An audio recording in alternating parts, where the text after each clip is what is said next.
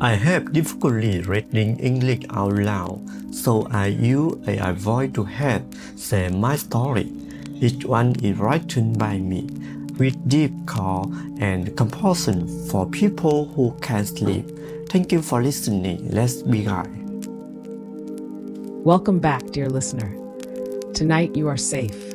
Whatever the world outside your door, here inside, where your breath is soft, your body is heavy, and your heart still beats with quiet resilience, there is peace.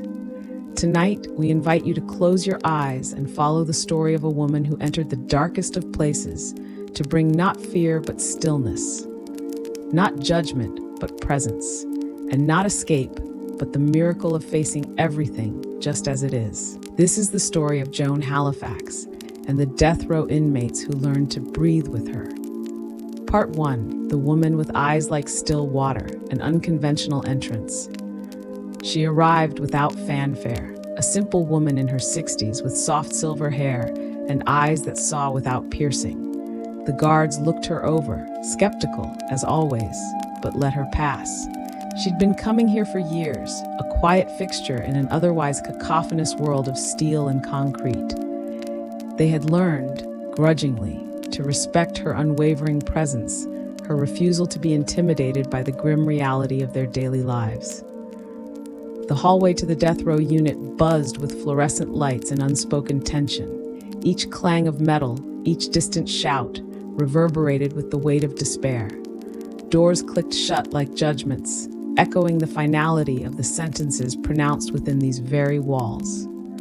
But Joan's steps were silent, almost imperceptible. Her breath even, a steady rhythm against the frantic pulse of the institution. She carried no protective gear, no weapon, only an open heart and a quiet determination that baffled even the most hardened officers. Inside the room, 6 men in identical orange jumpsuits sat waiting. The air was thick with their suppressed emotions, a mixture of resentment, fear, and a dull, pervasive numbness that settled deep in their bones. Some were slouched, arms crossed, their bodies conveying a defiant resignation. Others stared ahead like statues, already bracing themselves for whatever new form of psychological torment or futile hope this visitor might bring. No one spoke. Their silence wasn't peaceful. It was a heavy, watchful stillness, born of long years of enforced quiet and the constant need for self-preservation. Then she bowed. Just once, a profound, simple gesture of respect that momentarily stunned the room into a deeper silence.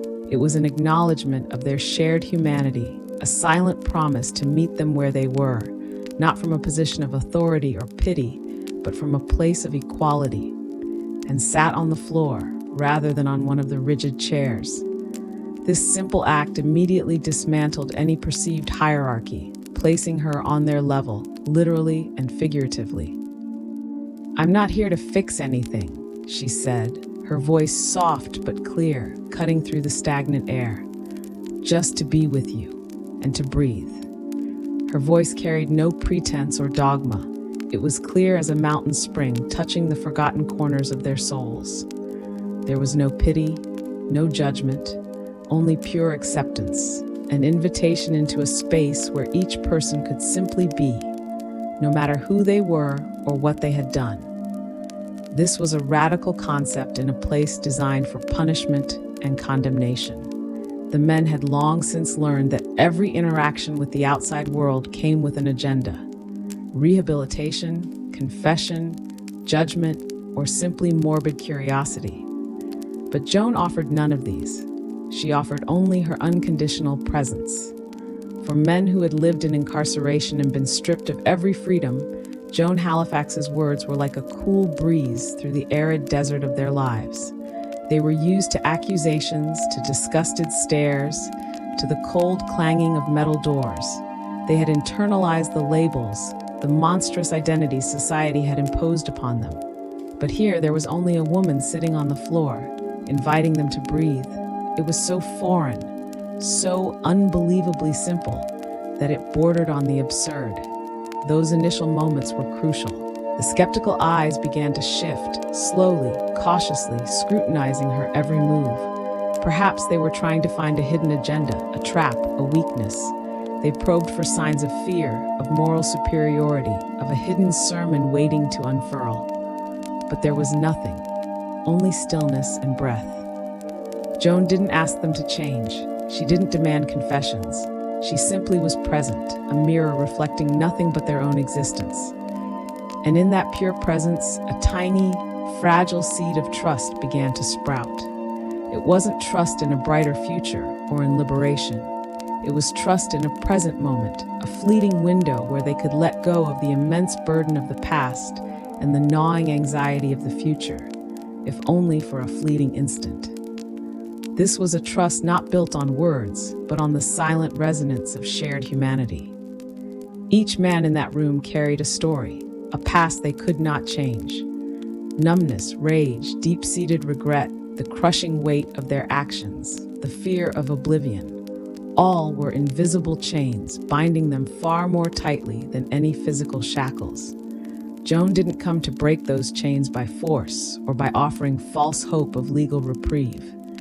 She came to show them another way, a path to internal liberation, a freedom that could exist even within the confines of death row. Her bow was more than just a gesture. It was a profound statement of reverence. It wasn't an act of submission, but an acknowledgement of the inherent dignity of each human being, regardless of their circumstances or transgressions. It was a silent promise to honor their journey, their pain, and even the faint glimmer of light that might still reside within their hardened hearts. It was a reminder that no matter where, no matter the context, human dignity could still be recognized and affirmed. There were no bells chiming, no elaborate rituals, no grand pronouncements, only a woman sitting there grounded and open, inviting stillness. And in that profound stillness, an invisible door began to open, leading not to an escape from their physical prison, but to a vast inner space. A space where the breath became the sole thread connecting them to the outside world, and more importantly, to the core of their own being.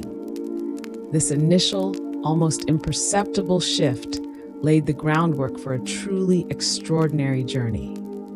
A journey of self-discovery and profound internal transformation that no one, not even Joan, could have fully predicted. But one thing was clear. From that very first moment, the grim, echoing room of death row was no longer just a place of confinement. It had begun its subtle transformation into a space of exploration, of unflinching self-confrontation, and for some, of spiritual rebirth. The simple act of breathing, guided by an open heart, began to carve a new path in the darkest of places. Part 2, the breath that crosses barbed wire. Finding sanctuary within James, one of the oldest inmates sat near the back. His gaze was distant, his posture defensive. 20 years on death row had hardened him beyond recognition. His hands had turned to stone, calloused not just from manual labor, but from the immense psychological weight he carried, and his eyes had become mirrors, reflecting nothing but the bleakness around him. He didn't trust kindness, having seen it used as a tool, or worse, as a fleeting illusion. He certainly didn't trust quiet, which in his world often preceded violence or despair. But something about Joan was different. Despite his deep-seated skepticism, he watched. He observed, perhaps looking for the crack in her composure the moment her patience would wear thin. Joan closed her eyes. Her hands rested on her lap, open and relaxed, palms upward in a gesture of openness and receptivity. There was no tension in her body, no hint of judgment in her serene expression. And slowly, word by word, her voice soft yet resonant, she spoke. Feel your breath as it enters and leaves. That is all. Just observe. There's nothing else you need to do, nothing to change, nothing to fix. Simply allow your awareness to rest on the gentle flow of your breath. Feel the subtle rise and fall of your belly, the cool air entering your nostrils, the warm air leaving. This simple rhythm is always with you, always available. James scoffed, a dry, dismissive sound that was barely audible. It was an involuntary reaction, a knee-jerk defense against something so seemingly trivial, so utterly irrelevant to the harsh realities of his existence. What could mere breathing possibly offer him, a man condemned? But as minutes passed, an almost imperceptible shift occurred in the room. The initial rigidity began to soften. One man's shoulders, which had been hunched in perpetual tension, subtly loosened. Another's jaw, perpetually clenched in a grimace of anger or fear, subtly unclenched. Even the air, which had felt heavy and stagnant, seemed to grow softer, lighter, imbued with a quiet resonance. Joan never told them what to feel. She offered no interpretations, no emotional directives. Her instructions were remarkably simple, universal, and utterly non-prescriptive. If thoughts arise, she might say, just notice them and gently return your attention to your breath. If emotions come, anger, sadness, fear, just allow them to be there. You don't need to push them away or hold on to them. Just let them pass like clouds in the sky. She gave them unconditional space to feel whatever came, without judgment, without pressure to conform to some ideal state of peace. This radical permission to simply be with their experience, however uncomfortable, was a revelation. For years, they had been told what to do, what to think, what to feel. Now they were given autonomy over their inner world. This wasn't about erasing their pain or denying their past. It was about creating a sanctuary within, a space where they could simply observe their internal landscape without being overwhelmed by it. The breath became their anchor, a constant, reliable presence that could ground them amidst the storm of their thoughts and emotions. It was a universal truth, a shared human experience that transcended the barbed wire, the prison cells, and the labels of their crimes. Later, James, a man who had seemed utterly unreachable, would offer a profound insight into this process. His voice, usually gruff and devoid of emotion, would carry a hint of wonder as he reflected on Joan's visits. She didn't bring peace, he would say, the words slow and deliberate, heavy with the weight of his personal journey. She showed me it was always there. Right here, he'd gesture vaguely towards his chest, inside me. I just never knew how to find it, or how to stop fighting everything long enough to feel it. James's words were a profound testament to Joan's approach. She didn't provide an external solution, a sudden miracle, or a spiritual shortcut. Instead, she helped them uncover a truth already present, to help them tap into a source of strength and peace that had always existed within them, though buried under layers of trauma, despair, and the deep-seated callous of institutionalization.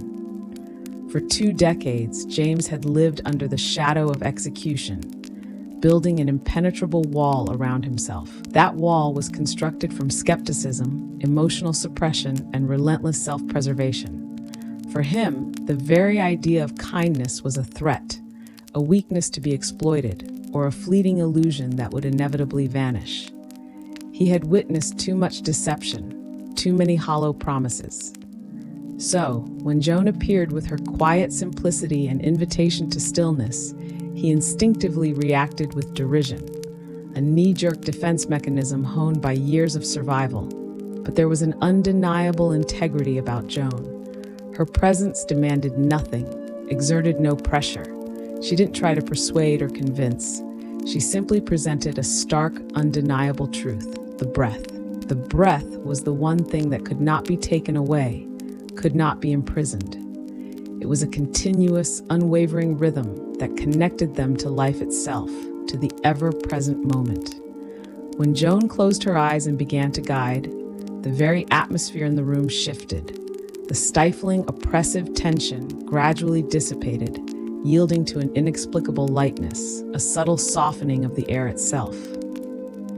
For men who had lived in constant internal turmoil, the simple act of being allowed to feel their bodies, to acknowledge their own breath, was an experience so rare, so profound, it bordered on the surreal. They had been too accustomed to suppressing, to hiding, to fighting, both externally and internally.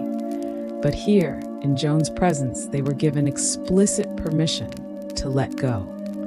The transformation wasn't instantaneous or dramatic. For some, it was a subtle relaxation of physical muscles, a release of stored tension in the shoulders or jaw. For others, it was a more profound mental shift, a fleeting moment of respite from the relentless churn of their thoughts. Each man's journey was unique, and Joan's guidance honored that individuality. She didn't impose any specific emotional outcome. She simply offered an anchor, a simple point of focus, allowing them to return to their innermost selves. Stillness, as Joan taught, wasn't the absence of sound or activity, but the absence of internal resistance. When the men began to breathe with her, they weren't merely engaging in a physiological process. They were learning to inhale presence and exhale the immense burdens they carried. They were, in essence, slowly and deliberately dismantling the emotional and psychological walls they had so carefully constructed around themselves for survival. James's later revelation, "She didn't bring peace, she showed me it was always there," was a powerful echo of Zen teachings. It indicated that peace wasn't an external commodity to be sought or granted by an outside force. It was an inherent state of being, a fundamental human capacity. What Joan did was to help them peel back the layers of fear, anger, and despair, the countless barriers that had separated them from that innate peace. In a world defined by judgment, condemnation, and the relentless machinery of punishment, Joan Halifax's method was radical and revolutionary. She did not focus on past wrongdoings nor on the impending sentences. Her unwavering focus was on the breath, on the present moment, on each person's innate capacity to find inner stillness, even amidst the most brutal and dehumanizing circumstances.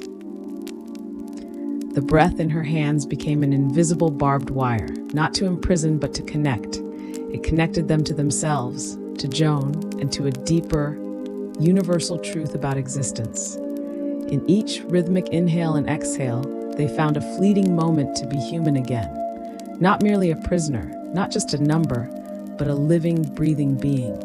And in those precious moments, the profound work of internal change began. It was a silent revolution, waged not with weapons, but with the quiet courage of vulnerability and presence. Part 3, Facing the Wall, the koan as a mirror. In one particular visit, Joan brought with her a koan from the ancient Zen tradition.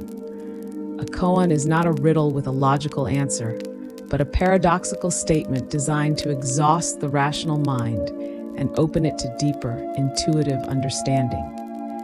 She offered it quietly, without fanfare, allowing its strange beauty to hang in the air. "What was your original face before your parents were born?" The men blinked, their minds, accustomed to concrete facts and harsh realities, struggled to grasp its meaning. Some chuckled, a nervous, disbelieving sound.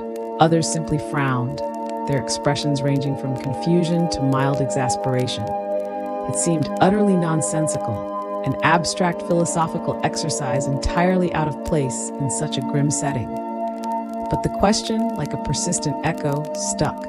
It lodged itself in the recesses of their minds, subtly chipping away at their rigidly defined identities.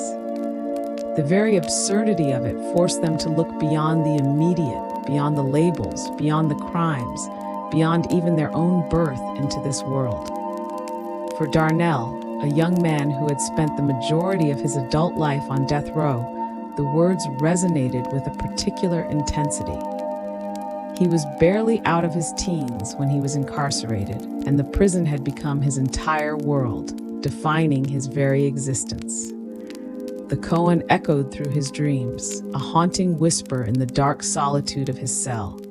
It forced him to confront the notion that perhaps, just perhaps, there was something more to him than the sum of his mistakes. One night, in the profound silence of his cell, a sudden blinding insight struck him. He reached for a scrap of paper and a stub of a pencil, and with trembling hands he wrote, my original face was not the mistake I made. This was a profound declaration, a moment of radical self-acceptance. It wasn't about denying his past or seeking external absolution. It was the recognition of an inherent, untainted essence that existed prior to his actions, prior to the judgments of the world, prior even to the very concept of Darnell the prisoner. It was a reclaiming of his fundamental humanity. From that moment, Darnell's internal journey began in earnest. He began to sit quietly at dawn, not in expectation of some miraculous intervention, not hoping for legal reprieve or a sudden change in his circumstances. His motivation was far simpler, far more profound, just to feel real again, to reconnect with that original face, that authentic self buried beneath layers of trauma, guilt, and the dehumanizing routine of prison life. He described it later to Joan, his voice filled with a quiet reverence for this newfound internal freedom. When I sit, I'm not a prisoner, not a number. I'm just breath and bones. I feel human. The koan, what was your original face before your parents were born, is a powerful invitation to look beyond the constructed self, beyond the narrative of one's life, and to connect with the pure, unconditioned awareness that underlies all experience. In the prison context, where identity is brutally stripped down to a number and a crime, this question became a deeply liberating inquiry. Initially, it provoked bewilderment, even a nervous chuckle. How could one possess a face before existence? To minds steeped in linear empirical thinking, the question seemed absurd, a pointless philosophical exercise. But it was precisely its irrationality that gave it power. It bypassed the intellect, forcing the mind to step beyond its usual confines, opening a vast inner space for intuitive wisdom.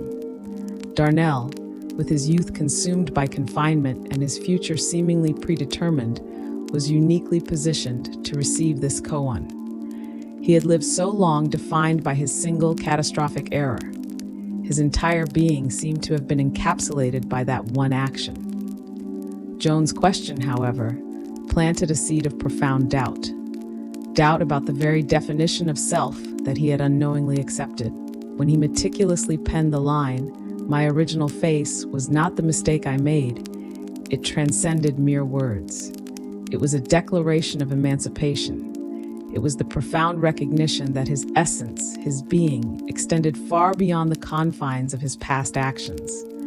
There was a deeper, primordial self, an aspect of him that remained untouched, unblemished by the events of his life. From that pivotal moment, Darnell's internal voyage gained momentum. His practice of sitting quietly at dawn was not a religious ritual or a desperate plea for enlightenment. It was a profound act of being, of reconnecting with his core self. In that profound stillness, he shed the labels that had weighed him down. He was no longer merely prisoner 742 or Darnell the convicted.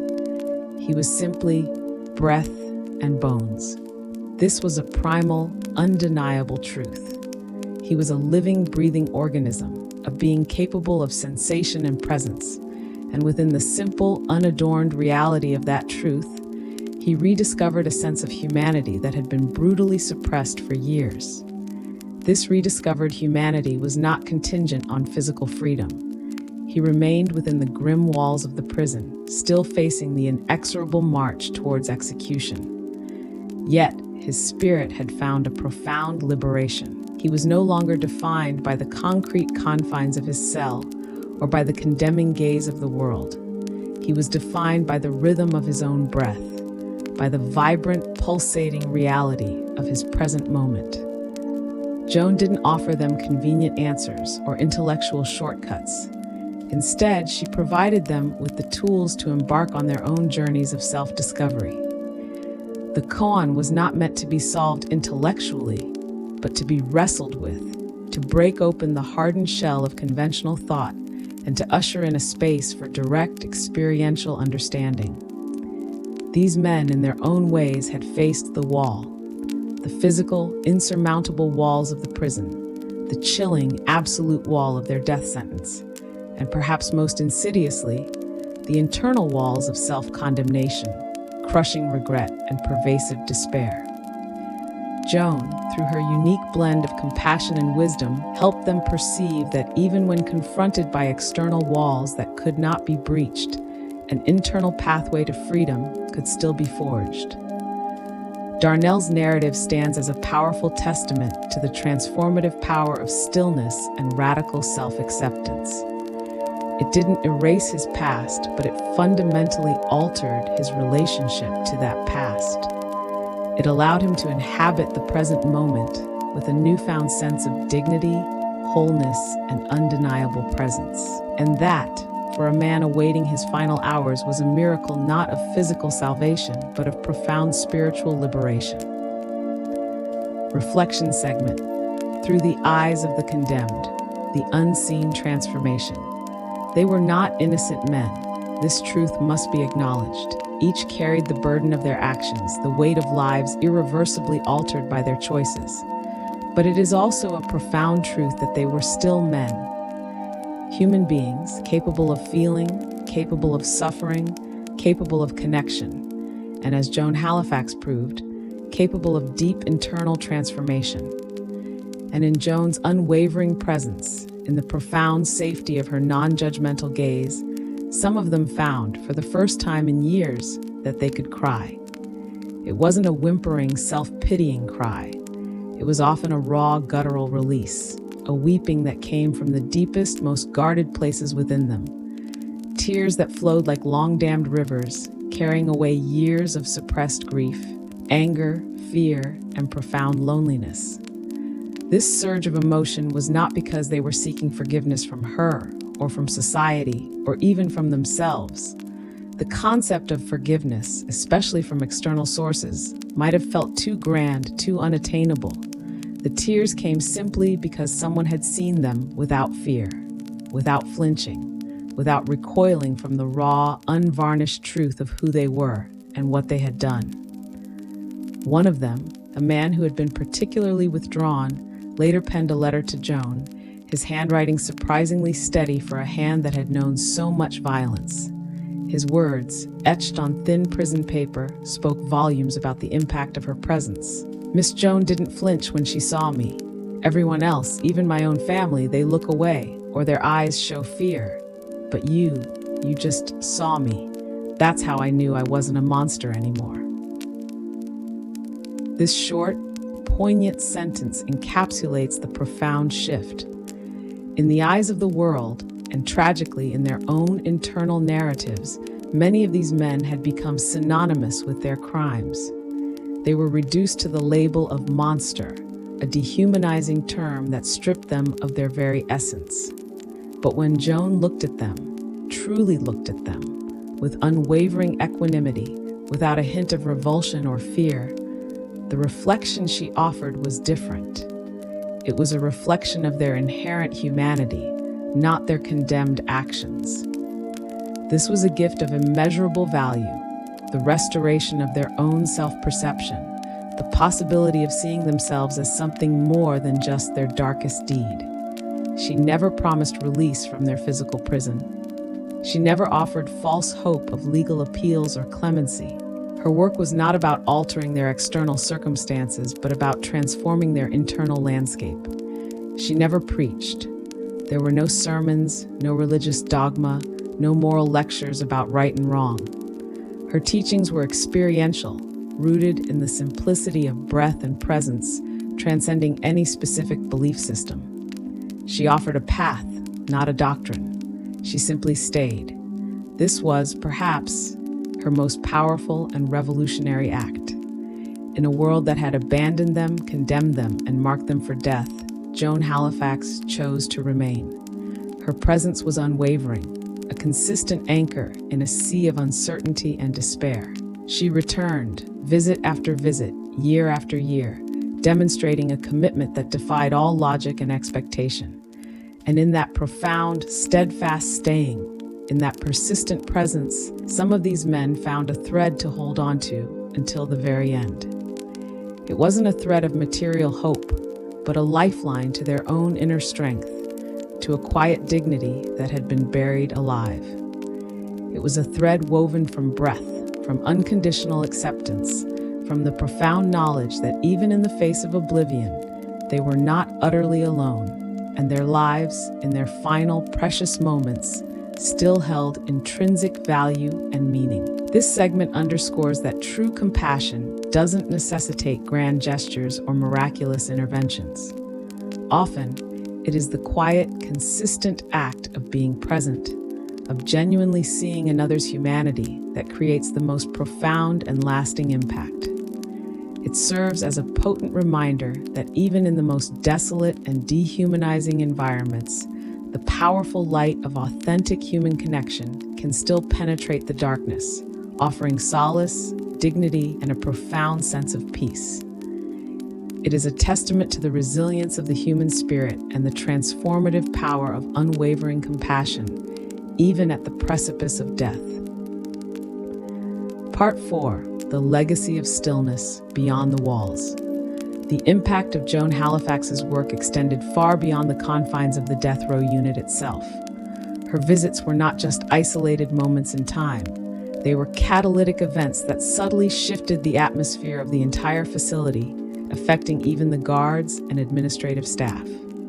Though many remained skeptical, they could not deny the quiet transformations they witnessed in some of the most hardened inmates.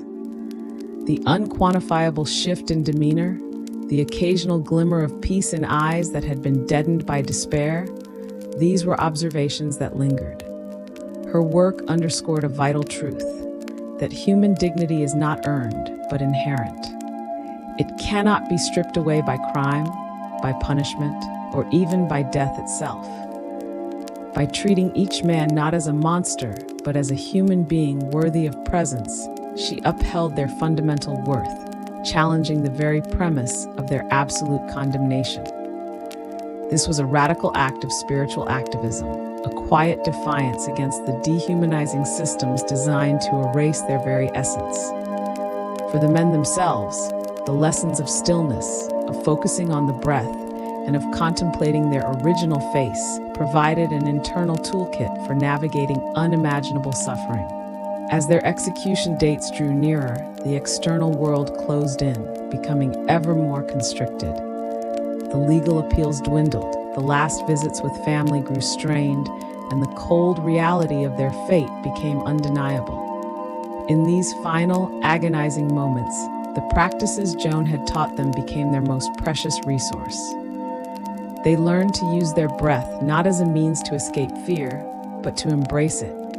To sit with the raw, visceral sensations of anxiety, regret, and the terrifying unknown without being consumed by them.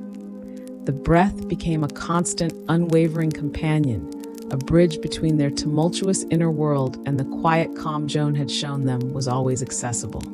They found that even as their bodies trembled, their minds raced, and their hearts pounded with dread, they could still return to the simple, rhythmic flow of air. And in that return, a fragile sense of peace, a quiet acceptance could emerge. One inmate, whose execution was imminent, refused visits from his family in his final days, choosing instead to sit in silence, focusing on his breath. He was later reported to have gone to his death with a surprising measure of calm, a quiet dignity that astounded even the execution team. They had expected rage, despair, resistance. Instead, they witnessed a man who, though facing the ultimate end, had found a way to be present, to face his reality just as it was, without flinching. This was not about condoning his past actions, but about acknowledging the profound human capacity for resilience and spiritual fortitude, even in the face of utter despair. Joan's work was also a powerful reminder of the interconnectedness of suffering.